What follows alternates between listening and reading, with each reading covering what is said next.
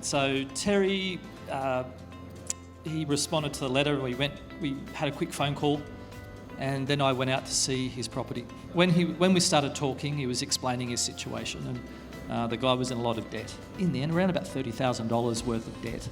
And I said, now that you've taken your money out of your super, how long until you're going to be in arrears again in your mortgage?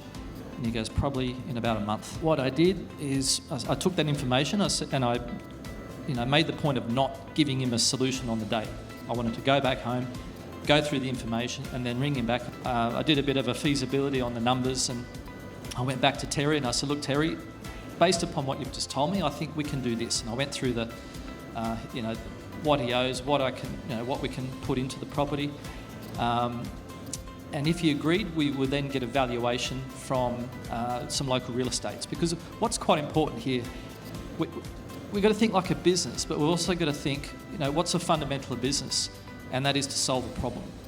Yes, you want to make money, but I asked Terry, what's your objective here? What's important for you? And he said, he was 56 years old, and he goes, I don't want to be retired and not have a house. I said, well, let's get two valuations. We did. One said $500,000, and someone else said $560,000. I said, okay, so let's average that out to 530.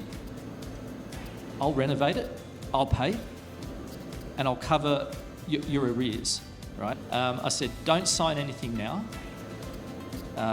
Digest the information, get some independent advice if you want to, and then let me know. So he called me back a couple of days later. He goes, I'm signing it. So this is what you did with it, and you got a record price. Oh yeah. The market was favourable because it was rising quickly.